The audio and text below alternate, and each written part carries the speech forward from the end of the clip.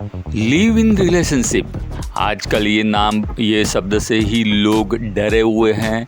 इसके बारे में सुन के सोच के लोगों को जैसे कि एक द्रोणासी होती है, लोग इसको गंदा समझ रहे हैं और इसके बारे में लोगों को एक डर सा बैठ गया है। क्यों, कैसे और क्यों लोग लिव इन रिलेशनशिप के प्रति आकर्षित होते हैं? क्या ये सही है या गलत है? इसको कुछ इसके मुद्दे जानते हैं, समझते हैं, कोशिश करते हैं। लिव इन रिलेशनशिप के बारे में जानकारी लेते हैं, समझते हैं कि ये क्या होता है, कैसे होता है। कृपया वीडियो पूरा देखिएगा ताकि आप भी समझ पाएँ इसके बारे में, इसके अच्छे पॉइंट्स या बुरे पॉइंट्स। ये वीडियो लिव इन रिलेशनशिप के बारे में किसी को सलाह देना या किसी को इसके प्रति आगे बढ़ना, इस बारे में कोई सुझाव नहीं दे रहा है।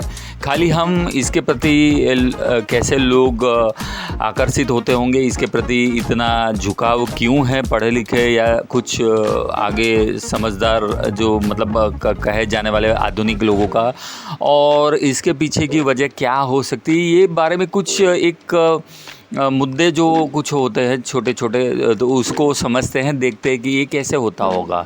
बाकी इसके पीछे कोई इरादा नहीं है, तो कृपया करके वीडियो पूरा देखिएगा। आजकल लिव इन रिलेशनशिप के बारे में देखा जाए तो सबसे बड़ा मुद्दा ये उठा है कि लोग समझते हैं कि लिव इन रिलेशनशिप में रहने वाले गुनहगार किस्म के ही लोग या ख़तरनाक लोग होते हैं। तो क्या ऐसा होता होगा? ये सबसे पहला मुद्दा सबसे बड़ा है। तो मुद्दा नंबर 1 कि लिव इन रिलेशनशिप पे रहने वाले के लोगों का हश्र या उनका हाल ख़राब ही होता है।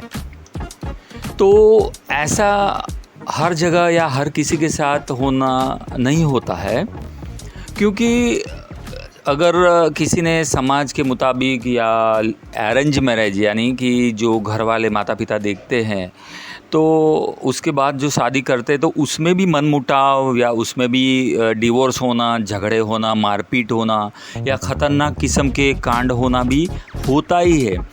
तो कुछ वारदातें ऐसे हो जाती है अगर लिव इन रिलेशनशिप वाले रहने वालों के बीच में। तो ये कहना गलत होगा कि लिव इन रिलेशनशिप वाले सब खतरनाक ही होते हैं या गुनहगार किस्म के होते हैं। ये सब व्यक्ति पे अलग अलग डिपेंड होता है।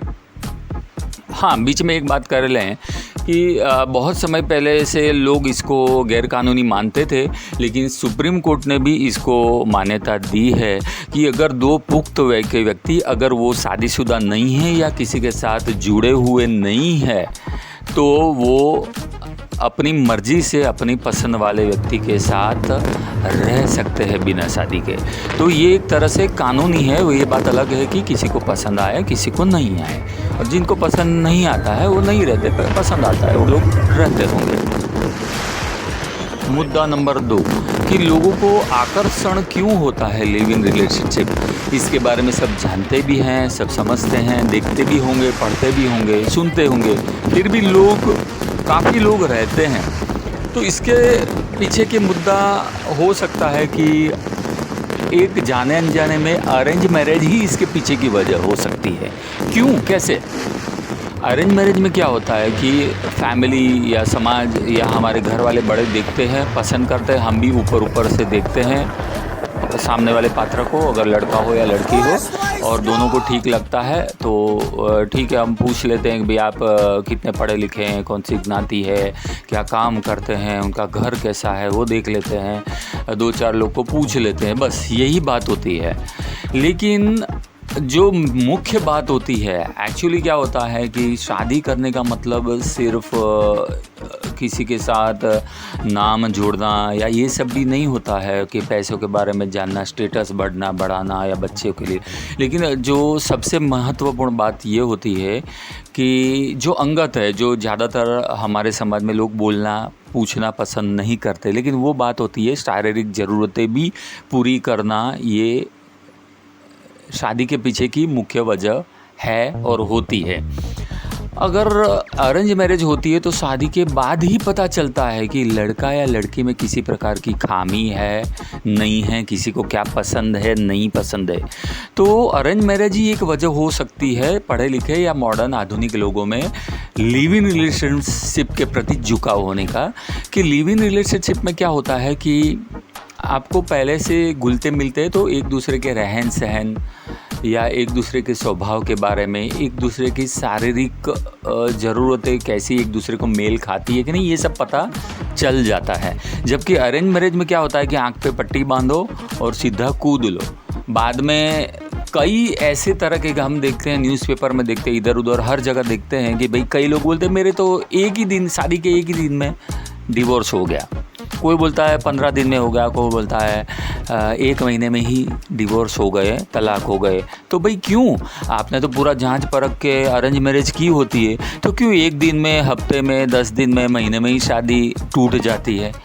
तो कुछ तो वजह होती होगी। तो क्या होता है कि जो समझदार यानी कि जो पढ़े लिखे आधुनिक लोग होते हैं, समझदार यानी समझदार तो अरेंज मैरिज वाले भी होते ही है, लेकिन कहने का मतलब है कि जो लोग ज़्यादा समझदार होते हैं तो ये सोचते होंगे कि भाई चलो एक दूसरे को सही ढंग से जान लेते हैं तो बाद में फंदे ना हो। नहीं तो कई बार ऐसा होता है कि अरेंज मैरिज होती है, किसी के साथ कुछ तरह का मेलजोल पसंद नहीं आता, स्वभाव भी पसंद नहीं है, या समझो कि बेडरूम में भी एक दूसरे को सूट नहीं करते हैं, एक दूसरे का रहन सहन ठीक नहीं है, एक दूसरे के नेचर या जो भी बोलते हैं एक दूसरे के प्रति सूट है ही नहीं है किसी भी तरह से, और जो सुधारा नहीं जा सकता, तो फिर लंबी बातें खींच दिए, कोर्ट कचहरी, ये वो, तलाक होना, एक दूसरे पर आरोप मढ़ना, फिर किसी को लड़का लड़की को ख़राब बोलता है, लड़की वाले बोलते हैं लड़का आदमी में नहीं है, ये वो बहुत सारे झमेले होते हैं। इससे अच्छा है लिव इन रिलेशनशिप में रह लें और एक दूसरे को जांच परख लें और ठीक लगे तो शादी कर लेते हैं।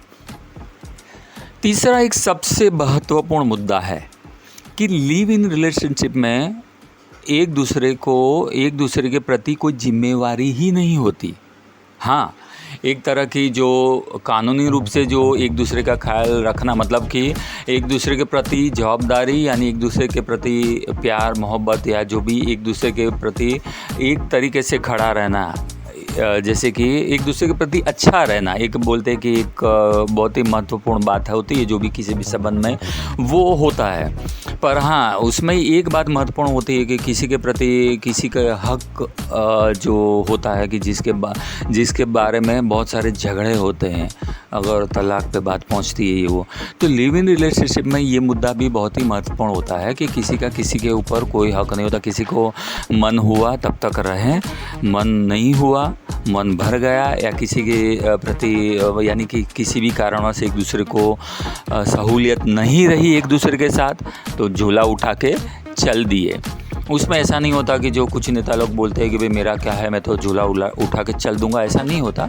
पर लिव इन रिलेशनशिप में ऐसा हो सकता है कि आपको कोई चीज़ खलती है, कोई महत्वपूर्ण तकलीफ़ें हैं कि जो सुधारी नहीं जा सकती, तो वो उसके रास्ते, आप उस अपने रास्ते आप झोला उठा के चल सकते हैं, वो भी अपना झोला उठा के चल सकते हैं। तो ये बहुत ही अच्छी और महत्वपूर्ण बातें जो सुधरे हुए लोग हैं, मॉडर्न लोग, वो मानते होंगे, इसलिए भी शायद वो लिव इन रिलेशनशिप में रहना पसंद करते होंगे। हाँ, एक गलतफहमी है कि लिव इन रिलेशनशिप इसका मतलब ये नहीं होता कि आप कितने भी एक के साथ लिव इन रिलेशन में है तो आप और भी कितने भी संबंध बना लो, किसी के भी साथ घूमो फिरो, ऐसा नहीं है। लिव इन रिलेशनशिप भी एक तरह से शादी जैसा ही बंधन है और एक तरह से उस कानूनी रूप से ऐसे ही रख रखाव जिम्मेवारी भी उसके साथ जुड़ी हुई है। तो ज़्यादातर लोग समझते हैं कि लिव इन रिलेशनशिप बुरी है, ख़तरनाक है, या इसमें जाने वाले लोग गंदे या बुरे लोग होते हैं। ऐसी बात नहीं है। ये जो 3 महत्वपूर्ण मुद्दे हैं उसके हिसाब से ही लोग अपने जीवन में आगे चलते होते हैं। तो ये बात है कि भाई अरेंज मैरिज हो या लिव इन रिलेशनशिप हो, हम किसी के जीवन के बारे में सोचने समझने वाले या बोलने वाले कोई नहीं होते हैं। अगर उनकी एक कानूनी रूप से उम्र है और वो सिंगल है, किसी के साथ जुड़े हुए नहीं हो, तो उनकी मर्ज़ी, वो कैसे जिएं, कैसे रहें, इसमें बोलना एक तरह से या कुछ बताना भी एक तरह से गुनाह हो सकता है, गुनाह कहला सकता है।